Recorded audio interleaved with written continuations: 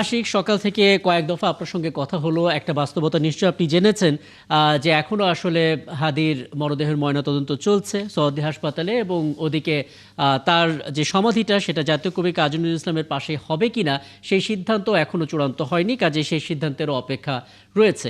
এই বাস্তবতাই আপনি বলছিলেন শাহবাগ থেকে একটা অংশ সংসদ ভবনের দিকে যাত্রা শুরু করেছে। তাহলে এই মুহূর্তে শাহবাগের চিত্রটা কেমন একটু জানাবেন? এখানকার যারা অবস্থান করছেন তাদের কথাগুলো একটু শুনতে চাই আপনার মাধ্যমে। আশিক, হাদিকে গুলি করে হত্যার প্রতিবাদে আসামিদের গ্রেপ্তারের দাবিতে শাহবাগে গত কয়েকদিন ধরেই আন্দোলন চলছে। যখনই হাদিকে মৃত ঘোষণা করা হয়েছিল ওই দিন রাত থেকেই এই শাহবাগ অবরোধ করা হয়েছিল, মিছিল হয়েছে, স্লোগান হয়েছে, বিভিন্ন জায়গায় অগ্নিসংযোগের ঘটনাও আমরা দেখেছি। সাধারণ মানুষ, যারা ছাত্র জনতা, তারা তাদের ক্ষোভের বহিঃপ্রকাশ করেছে এবং সেই ধারাবাহিকতায় গতকালও যেমন শাহবাগ পুরো রাস্তাটি বন্ধ করে শাহবাগে আন্দোলন হয়েছে, আজ সকাল থেকে আমরা একই চিত্র দেখছি যে হাদিকে যারা ভালোবাসে, হাদির যারা সমর্থক এবং সাধারণ মানুষ, তারা কিন্তু এই শাহবাগে জড়ো হতে শুরু করছে। আপনি নিশ্চয়ই দেখতে পাচ্ছেন আমার পেছনে যে সকালে একটি পক্ষ তারা শাহবাগে অবস্থান নিয়ে হাদির হত্যার প্রতিবাদ জানিয়েছে এবং তারা কিছুক্ষণ আগে মিছিল নিয়ে জানাজায় অংশগ্রহণ করতে মানিক পে এভিনিউর উদ্দেশ্যে রওনা হয়েছে। এবং এখন দেখতে পাচ্ছি আরও একটি পক্ষ, অর্থাৎ সাধারণ ছাত্র জনতাদের মধ্যে আরেকটি পক্ষ, তারা এই যে শহীদ হাদি চত্বরের যে ইনকিলাব মঞ্চের যে মঞ্চ তৈরি করা হয়েছে সেই মঞ্চের উপরে দাঁড়িয়ে এবং তার সামনে আরও বেশ কিছু মানুষ রয়েছে, তারা স্লোগান দিচ্ছেন এবং বিভিন্নভাবে হাদিকে হত্যার প্রতিবাদে তারা প্রতিবাদ জানাচ্ছেন এবং তারা বলছেন যে হাদিকে যারা গুলি করে হত্যা করেছে তাদেরকে অতি দ্রুত গ্রেপ্তার করে আইনের আওতায় আনতে হবে।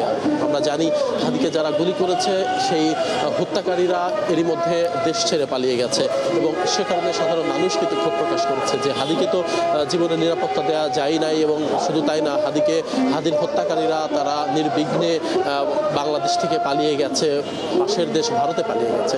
সব মিলিয়ে সাধারণ মানুষ কিন্তু এই ক্ষোভ প্রকাশ করছে এবং তারা বলছেন যে হাদিকে যারা গুলি করেছে, হাদিকে যারা গুলি করার জন্য বিভিন্ন সময় হুমকি দিয়েছে, এই হত্যাকাণ্ডের পেছনের যারা মাস্টার মাইন্ড আছে, যারা নীল নকশা করছে বা দেশের বিরুদ্ধে যারা ষড়যন্ত্রে মেতেছে, তাদেরকে খুঁজে চিহ্নিত করে বিচারের আওতায় নিয়ে আসতে হবে। সাধারণ মানুষ বলছে যে 5 আগস্টের পর শেখ হাসিনা সরকারের পতন হলেও বাংলাদেশে এখনও ফেসিবাদের দোষরা বিভিন্ন প্রতিষ্ঠানে বিভিন্ন জায়গায় ঘাপটি মেরে আছে। তারাই মূলত এই ধরনের হত্যাকাণ্ড এবং এই যে কিলিং মিশন, এটি তারা বাস্তবায়ন করছে এবং এই পরিকল্পনা তাদের, এবং এদেরকে শেল্টার দিচ্ছে মূলত ভারত। সেই ভারতের বিরুদ্ধেও এখান থেকে সাধারণ মানুষ যারা রয়েছে, সাধারণ ছাত্র জনতা, তারা স্লোগান দিচ্ছে এবং বলছেন যে ভারতের আধিপত্যবাদ বাংলাদেশের মাটিতে আর তারা দেখতে চায় না। একটু জানাতে চাই, গত 12ই ডিসেম্বর যখন হাদিকে গুলি করা হয়, খুবই আশঙ্কাজনক অবস্থায় তাকে হাসপাতালে নেওয়া হয়, বেশ টানা 6 দিন চিকিৎসাধীন অবস্থায়। গত পরশু দিন রাত 10টার কিছু আগে সিঙ্গাপুরে চিকিৎসাধীন অবস্থায় মৃত্যুবরণ করেন হাদি। তারপর থেকেই কিন্তু সাধারণ মানুষ ক্ষোভে ফুঁসে উঠেছে, সাথে সাথে সাধারণ মানুষ কিন্তু রাজপথে নেমে এসেছিল। রাতভর আন্দোলন হয়েছে গত পরশু, এবং গতকালও দিনভর আন্দোলন হয়েছে। এই পুরো শাহবাগটির সড়ক বন্ধ করে গতকাল কিন্তু আন্দোলন হয়েছে এবং শাহবাগ দিয়ে কোনো যান চলাচল করতে পারেনি।